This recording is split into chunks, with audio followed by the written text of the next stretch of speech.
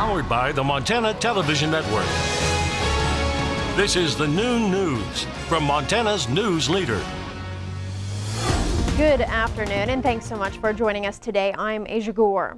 Our top story this half hour, the Supreme Court is hearing arguments today over the president's travel ban. The Trump administration says the policy is needed for security, but challengers say the ban really targets Muslims. CBS's Mola Lengi has more. A large group of protesters stood outside the Supreme Court Wednesday as the justices take on President Trump's travel ban. The promise of America is open to every single human being, regardless of how they pray and how they worship. The original policy, rolled out shortly after President Trump took office, sparked widespread protests and triggered confusion at the nation's airports. Lower courts blocked it, and it was withdrawn. The justices will consider the president's third version of the policy. It's more limited, targeting 7 countries, most with predominantly Muslim populations. The administration says the countries do not have proper screening measures in place for people coming to the U.S. But challengers say the policy is illegally aimed at Muslims, and they point to the president's own words on the campaign trail as evidence. Donald J. Trump is calling for a total and complete shutdown of Muslims entering the United States. The Supreme Court let this version of the ban take effect in December while it considered the case. The justices will decide whether it violates immigration law or the Constitution. Another of the Trump administration's immigration policies is also under challenge. On Tuesday, a federal judge ruled against the president's decision to end the DACA program, which protects some young immigrants from deportation. But it's just one judge's ruling. Many expect the issue will eventually end up before the Supreme Court. Mola Lengi, CBS News, the Supreme Court. Meanwhile, President Trump hosted his first state dinner since taking office with the leader of America's oldest ally. The president and First Lady Melania welcomed French President Emmanuel Macron, his wife, and more than 100 others at the White House. President Trump's relationship with Macron was put on full display Tuesday as the two spoke at length about the Iran nuclear deal, North Korea, and Syria. Macron's visit was an effort to persuade the president to stay with the Iran nuclear deal. Iran has threatened to resume nuclear activity if the U.S. quits the agreement. Well, after a search spanning 4 decades, the FBI announced today the capture of the Golden State Killer. Authorities did not release the name of the suspect, but described him as a white male about 6 feet tall with blonde or light brown hair. The man is suspected of 12 killings and 45 rapes across California from 1976 to 1986. The FBI plans to release more details about the arrest this afternoon. Here in Montana, a man shot in Great Falls earlier this month has died. The Cascade County Sheriff identified the victim as 57-year-old Stephen Jacobson. William Patrick Rose III was initially charged last week with attempted murder for the shooting. According to court documents, Rose left the victim's girlfriend several threatening voicemails before the shooting. Rose said in the messages that he had 2 guns pointed at the victim. Responding officers noted Rose appeared to be under the influence of drugs when they arrived. Additional charges are expected. A verdict could come down soon in the case against a man accused of a fatal stabbing in Lame Deer. Kerry Alden is charged in U.S. District Court in Billings with voluntary manslaughter for the death of Dusty Francis in 2016. According to court documents, the 2 men were drinking together at a home on the Northern Cheyenne Reservation. An altercation between the 2 men ended with Francis being stabbed 5 times.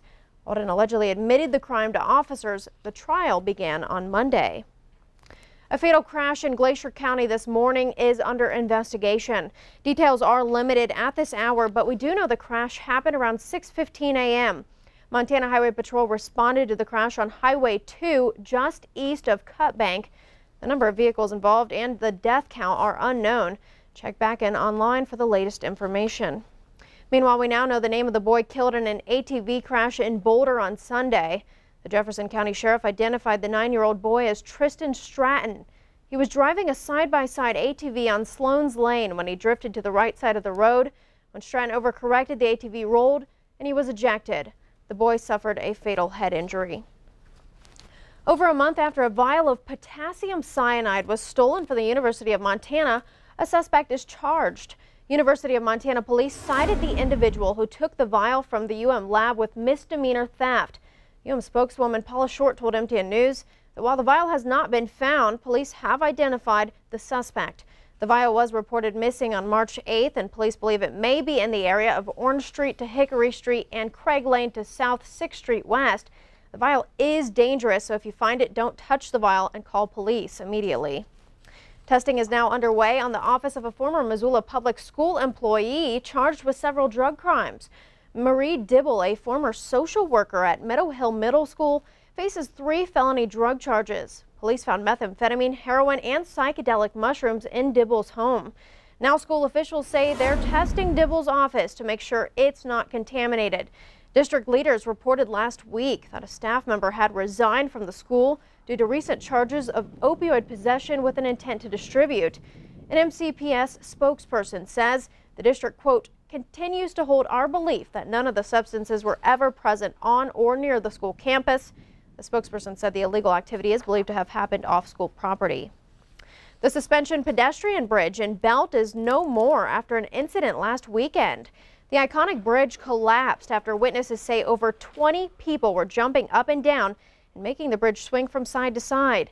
Belt's mayor says the city plans to file charges against those responsible for the damage. That suspension bridge was built in 1931, but the cable structure itself was only 40 years old. No one was seriously injured. Authorities are looking for an overdue hiker in the Patty Canyon recreation area. Missoula County Search and Rescue is looking for 78-year-old Michael Chrisberg. He went hiking Tuesday with his dog in the Crazy Canyon trailhead area. He was last seen wearing blue jeans, long-sleeve blue top, and may have had a small backpack. Multiple agencies are involved in the search. We turn now to the weather scene with Ed McIntosh, and you know spring is on the way because my allergies are kicking in. And we're starting to see more of that as we get into the next few weeks. We'll start to watch the overall trend. But as we look into the early part of May, this is going to be like next week for the most part. So we want to look at the overall trend. Warmer, at least that's leading that way through central and especially up into the New England states. But for the western portion of the U.S., including all of Montana, northern Wyoming, the overall trend is slightly below average as far as the temperatures overall will start to move and trending a little bit wetter than we would typically be, which is for Montana the wettest time of the year, looking for drier conditions towards the east. But in the short term, we have anything but dry and wet cool and wet conditions. We'll talk about that coming up. Thanks, Ed. We'll check back in. Representatives with the Green and Democratic Party are facing off in the courtroom to determine if the Green Party can stay on Montana's ballot. Both parties presented witnesses and evidence in Helena on Tuesday. The Green Party qualified for the ballot last month after gathering the necessary voter signatures through petitions. But the Democratic Party says it's identified signatures that should not have been counted. And if those signatures aren't allowed, the Green Party will not have enough to be certified. Several Green Party candidates have filed to run for statewide and local offices. The Democratic Party data analyst testified that a number of these signatures do not coincide with the signatures on the Secretary of State's voter file. The hearing resumes Monday in Helena. And former Trump aide and National Security Advisor General Michael Flynn will be in Billings Sunday, May 6th.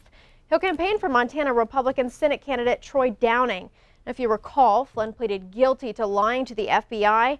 He's now cooperating with special counsel Robert Mueller's probe into Russian meddling in the 2016 election.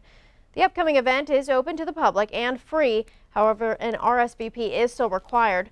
VIP admission is also available, which includes a picture with General Flynn for $500.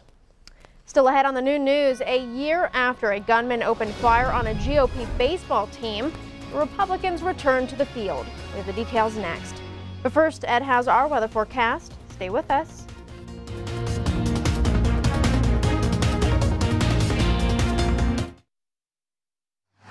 You're watching MTN News with Aja Goare, Storm Tracker weather with Ed McIntosh, and farm and ranch news from the Northern Egg Network. This is the noon news on Q2, Montana's news leader.